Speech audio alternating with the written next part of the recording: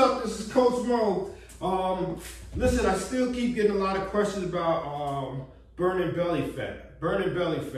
And of course, we have to realize that it's hard to just say doing this one thing is going to burn all the fat just in your stomach, right?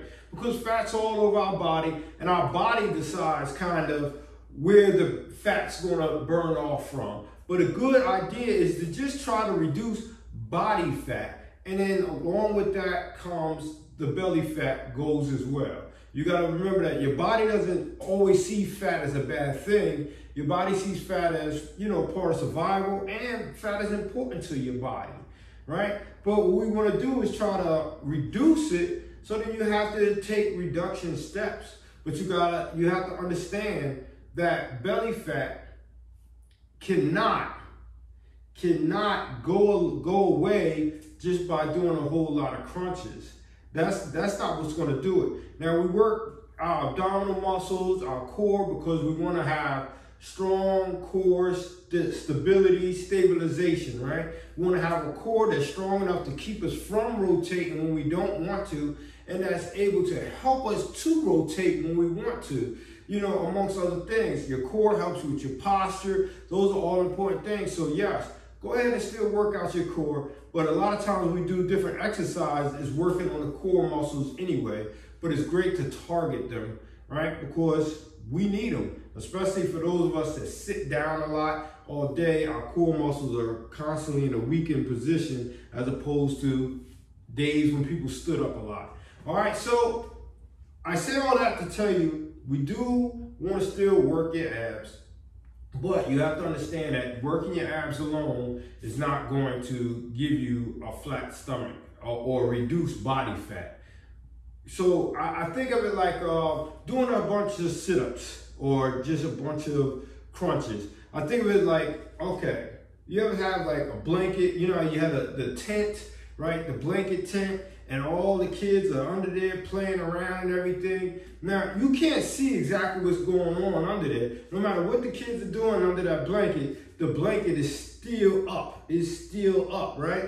And until you pull that blanket back, then you can see what exactly is going on under there. And it's kind of the same thing. I hope that makes sense to you. It made sense to me. But it's the same thing. You doing a lot of crunches. We're doing a lot of sit-ups and flutter kicks under a mound of tent, blanket, which is basically our belly fat, right? So a lot of activities going on under there, but we're not going to see what's really happening until we start to peel that blanket back, which is peeling that layer of fat. So now if you want to peel that back, right, that layer of fat, then there's a 1,000 tips, right? But some things are just like, I like to think of it as this. Say you have your car, you drive up to the gas station, right? You burnt off a half a tank of gas. You pull to the gas station, you get a half tank. You say, fill it up. They put a half in. You go about your business, right? So it makes sense. You burn off another half, you come back, fill it up. They put a half tank back in. You're good to go.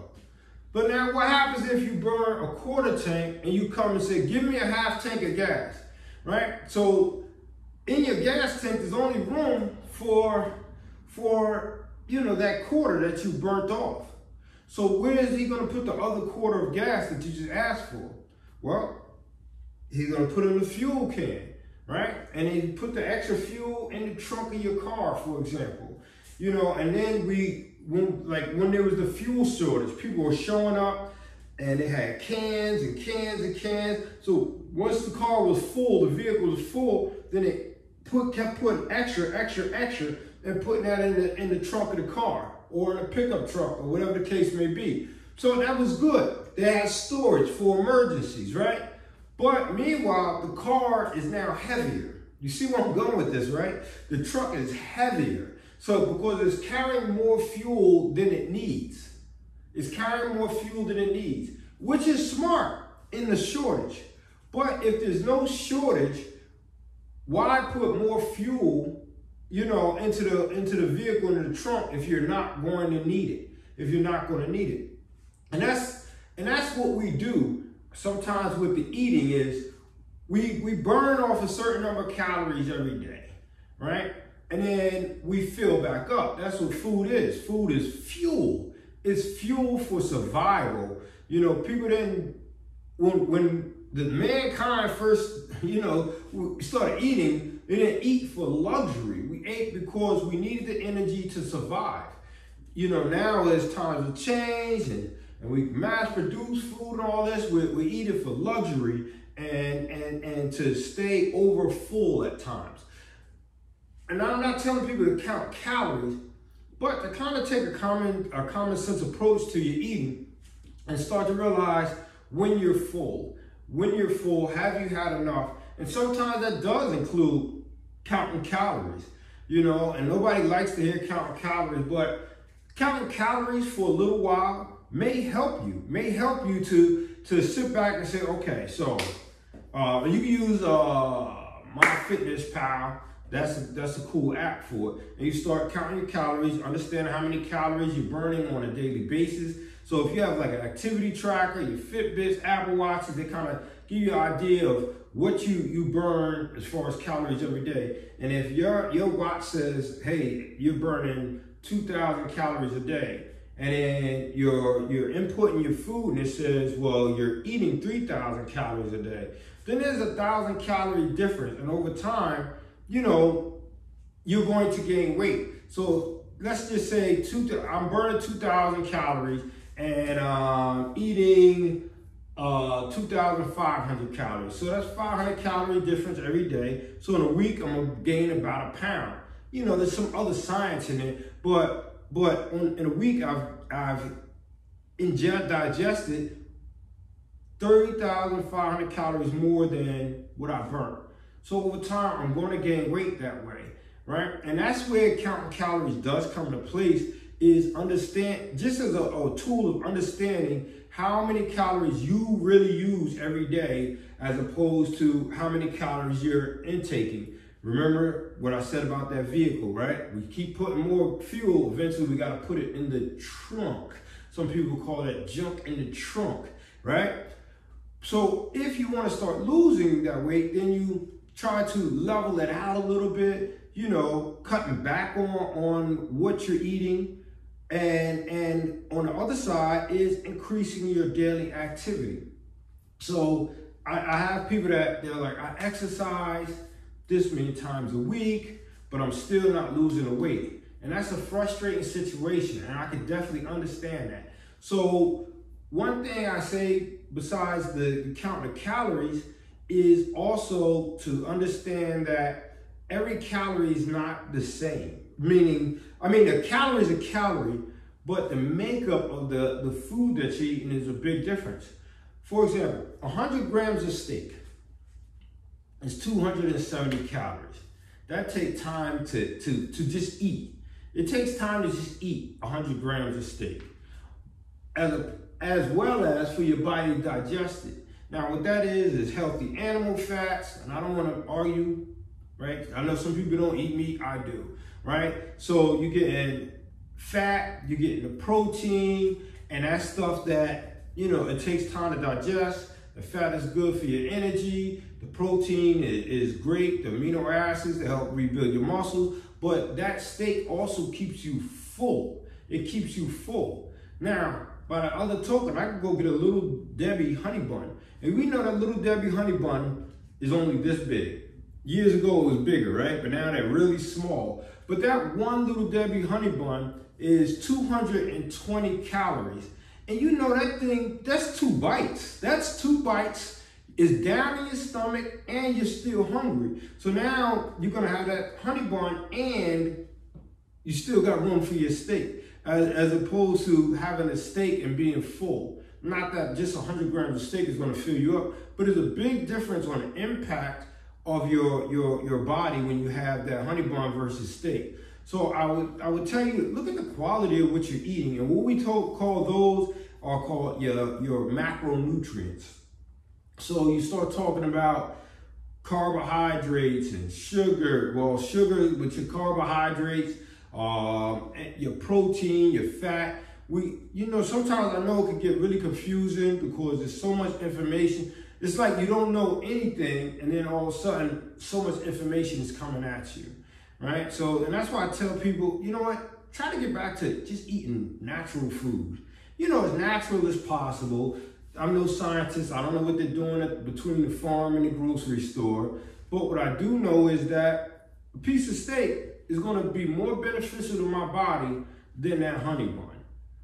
And there's no way I can eat the same weight in steak as I can in honey buns. Face it, I can go get a box of one of them honey buns, those honey buns, and I think there's like, maybe there's 6, 8 of them. I can eat all of those in one setting. In one setting, I can almost eat a pound of honey buns, you know? But for me to eat a pound worth of calories of steak, that's a lot. And once I do it, I'm full for a long time. Same thing with certain vegetables like broccoli, things like that fill you up, they provide you with nutrition, they help with energy, and they help push you towards your goal, as opposed to the unnatural thing, you know, the honey bun, the high carbohydrate foods.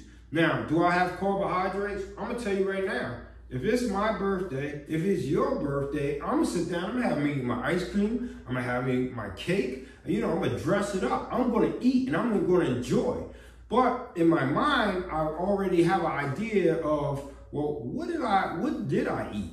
You know, and make sure that that thing is not gonna be my main source of nutrition. I will have that treat, right? Treats. See, when we were younger, it was treats. And we had them sometime. And now, you know, these things are so readily available all the time. And they're quick to consume. They're everywhere you go. They're everywhere you go. Like even in some department stores, Marshalls, when you're in the aisle waiting to pay for your stuff, they got all these sweet snacks. And you can't help it. When you look at it, you're automatically like, oh, that sounds good. I'm gonna get that. So you went into Marshalls to get, you know, some socks, some underwear, and a figurine to go on your coffee table, and you leave out, and you've got like caramel popcorn, 3 different type of chocolate. What they put up there, the Godivas and all of the other chocolates, and you leave with all of that stuff.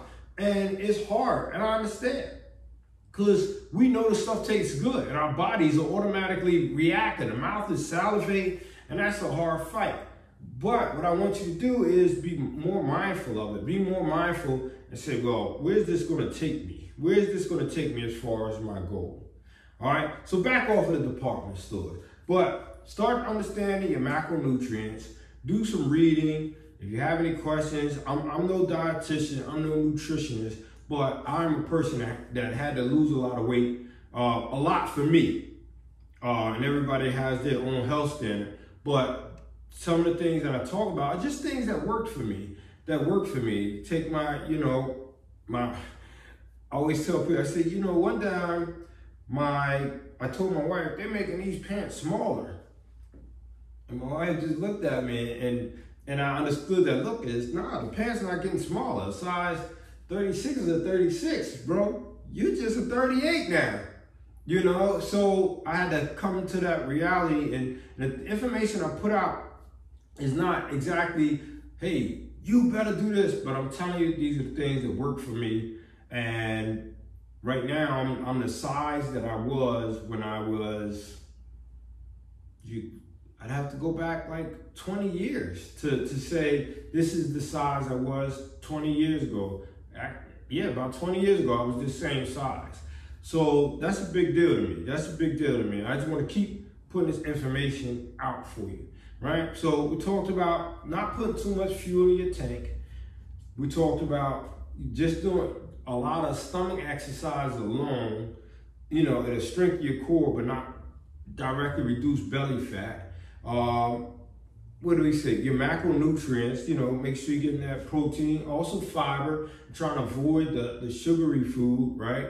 And understanding why, like, some food will fill you up, some food you can devour quickly, and they'll have the same amount of calories, but one, like the honey bun, will lead to another one, another one, and another one, as opposed to a full meal, veggies, protein, you know, if you're doing a carb of choice, to be full for real, right? And we'll talk another day about making sure we're planning and all of that stuff to get that done too. But I also want to say you have to check your activity level. You have to check your activity level. So in the scenario where I said if I'm only burning 2,000 calories, but I'm intaking 2,500 calories, I'm going to gain weight every week. But what if you don't want to count calories, but you're starting to get this understanding of your macronutrients and everything? One thing that you could definitely do while you're having that food battle, because I know a lot of us have emotional food battles. Like, that's real. That's not fake. We have emotional food battle. But what you can do is increase your activity. Increase your activity, right? And I'm not just talking about, I'm not just talking about your exercise, because like I said, some people are exercising and haven't lost the weight they want. They probably lost some inches or some other things that they could track that they haven't realized. But so say I exercise 4 times a week, right? I'm dedicated. I'm doing 4 workout sessions. Then how can I increase my activity level? Well, one, I can make sure that the workout I'm doing is high intensity, right? So I'm not just going for a walk 4 times a week. A walk is beneficial too, but I want to make sure at least 4 times a week I'm cranking it up, right? I'm putting some type of intensity, breaking a good sweat, getting my heart rate elevated to a safe level, whatever your safe level is according to you and your doctor. Get my heart elevated to a safe level where I'm actually burning fat, right? So now, in addition to that is my walking. How many steps can I take every day? I love these Fitbit trackers. They are such a great tool for keeping us mindful of how much movement we are doing or that we aren't doing. You know, some of us sit down so much on a daily basis, and we don't even realize it. But this could be somebody's scenario. It may not be yours, but work with me. So let's say I get in bed at 10 o'clock at night. Whether I fall asleep or not, I'm in bed at 10 o'clock at night. Get up 6 in the morning. So that's 8 hours. Whether I slept the whole time or not, I was laying or sitting on the bed. Once I get up, I go sit on the toilet, do whatever you gotta do in the morning, right? Take a shower, take a bath, or sit down to eat. Then I get up, I get in my car, I sit down in my car, sit down on a bus, sit down in my Uber, whatever, get to my job. Now I'm at work. And for a lot of us, because modern technology, we're sitting down at work. We're computing stuff, we're answering phones, we're talking to people, we're sitting down, a lot of seated time. And then we go to lunch break. We sit down for lunch break, sit down, talk with our friends, eating. And I want to keep in mind how many calories I burn between that breakfast and this lunch that I'm eating, and not to discuss any snacks or goobers that I had in my drawer, right? So now I'm eating. Go back to my desk, right? And I'm sitting down, watching the clock, doing whatever I was doing. Now it's time to get off. Goodbye, everybody. I'm punching out. I'm getting in my car. I'm sitting down again. You see how much sitting down this is? Sitting down again. Get home. Say hi to everybody. We make food. Sit down again. By the time we finish sitting down, maybe get up, clean up a little bit, take a shower, bath, lay down again. How many hours throughout that day was actually spent standing up, moving, and moving this body with any type of mobility, right? So when you look at that, and as they said, well, you know, in the back of a lot of your food is, say, based on a 2,000 calorie diet. But if the 2,000 calorie diet was something that was suggested back in the 70s, when people moved more, then what are we doing now, right? And I'm not telling you starve yourself. I will never ever tell you starve yourself. But what I am saying is, how much movement can you get in during that day to add to it? And a lot of people tell me, well, I don't have time. Make time. Make time. There's legitimately 24 hours that occur between right now and yesterday. is no way I could tell you I didn't have time. I didn't make time, I didn't prioritize time, but there was time, right? So I could have sat down, ate lunch, and then took a walk. I could have gotten up early in the morning, took a walk. I could park farther, walk. I can get to my office, instead of elevator, walk. I can get home from work and walk. Even once I get off of work, before I even get in my car, I could walk around the area wherever I work possibly, then get in my car. Or I could go home, eat dinner, spend time with family. And who's to say that family time can't be a walk? Family time could be a low impact workout, right? Family time doesn't always have to just be sitting down eating. The same thing when I'm enjoying time with my friends, right? Because if you prioritize making activity, then you can sit down and write out, well, how can I become more active, right? Instead of always meeting my friends for happy hour, maybe I meet my friends for a walk around the park. These are things that can happen, but in our minds, see, so many things are mental. You can say, I ain't doing that. You can say, well, what if it's cold? What if it's raining? What if? But if you really want to do it, then those what ifs don't exist. You're going to get up, do what you have to do because you have to do it. So that's all I have today as far as fat loss. I try to take a really common sense approach. I don't like to bombard people with a whole lot of stuff. But I think those small things, you know, of course, watching what you eat, watching the content of what you eat, and not always just the amount of what you eat. Thinking about, am I eating more than I'm moving, and finding ways to move more. These are things that will really help you to reduce that body fat, because I know it can be frustrating when you are getting older, things are changing on our bodies, and we want to try. So I want to help you try, right? That's what my shirt says, Beast. And it's better every day and still trying. And I want you to keep on trying. And I feel that if you can know a little more, you could do more. You know what they say, if you know better, you do better. And I want to just be there to help you along the way. All right, I'm out of here. If you have any other questions, leave a comment. Make sure you like and subscribe. And other than that, better every day and still trying. Beast. That's you.